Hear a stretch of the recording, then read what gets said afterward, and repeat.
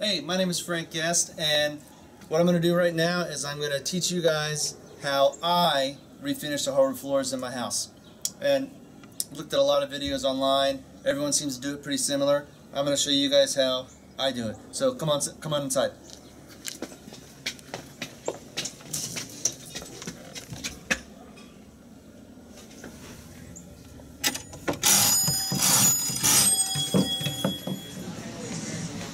So, a little time lapse for you. Obviously, the first thing we've got to do is empty the room. And that's my retarded brother.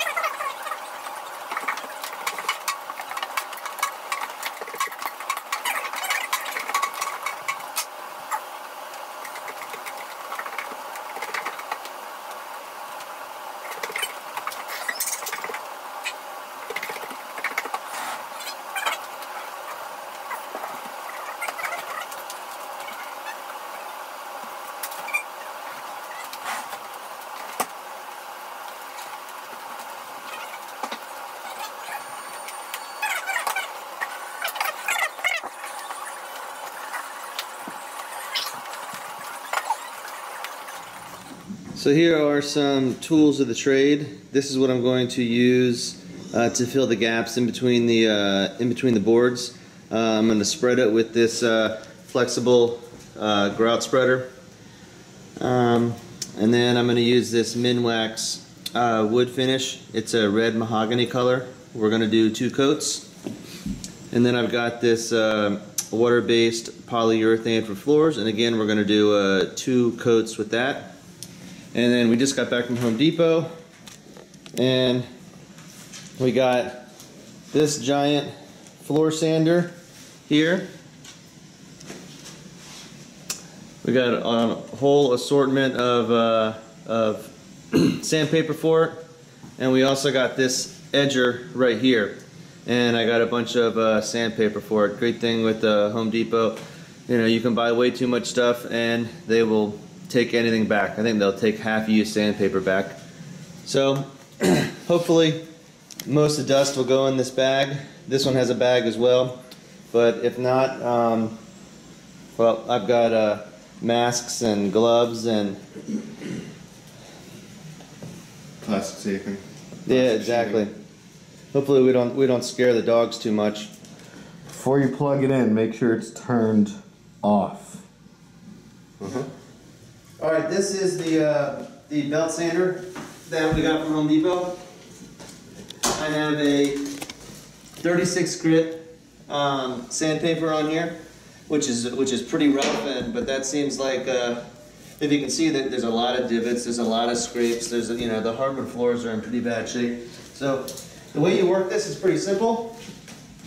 There's the drum on it raises and lowers with this level.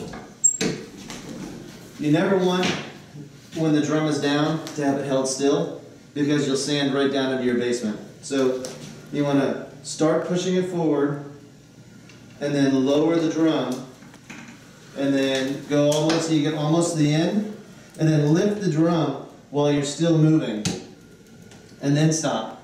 And then back up, and lower the drum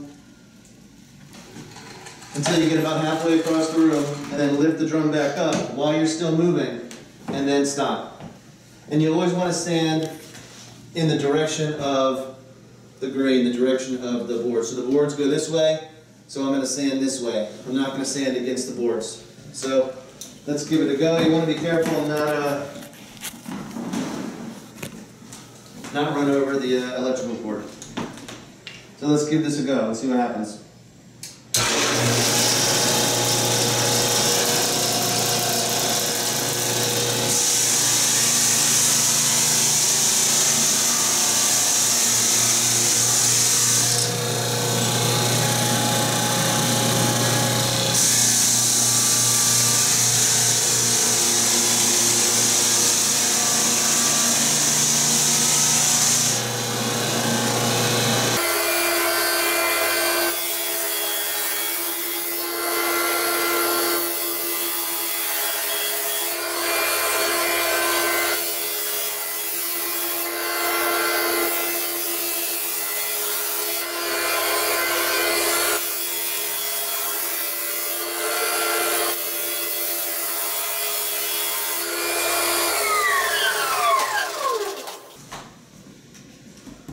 So that 36 grit really did tear up a lot of the finish, and this wood is really rough. I mean, it's full of splinters.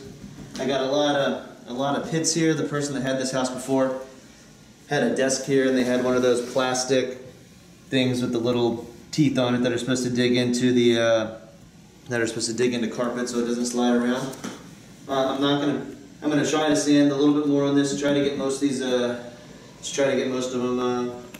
to go away. I got lots more to do. I do have, you can see you can't get close to the edges with this. So we have an edge sander that we rented from Home Depot, and let me show you how that works. All right, this is the edge sander that we have, and it's a much smaller pad, you know, and it allows you to get up really close to the edges. Same thing, you want to keep it moving. You want to keep swinging it back and forth. And I've got the same grit on the bottom of this, and you know, and it has this dust catcher, and it catches most of the dust. But areas of your house that you don't want to get dust, make sure you block off your kitchen, you block off your basement. So again, be careful. Don't run over your toes, and don't run over the electrical cord. So let's give this a go.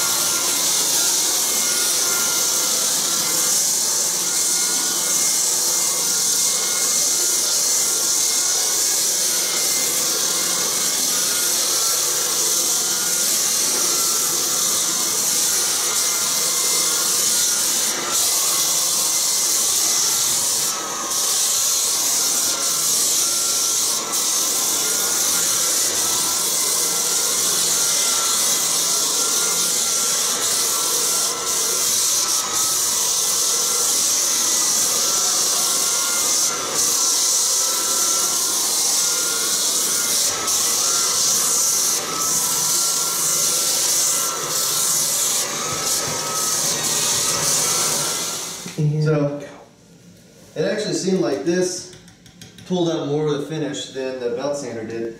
Maybe I need to. There is one level lower where I can drop the drum a little bit further with the sander. So this really does want to get away from you. When you turn it on, don't hold it with one hand, or it's going to zip across the room. This little bit around the edge, quarter round's going to cover that. So you just get it as close as you can. You know, to get into the corners, you know, you can use an angle sander, you know, or a scraper, and we did that last night. So, lots more to do.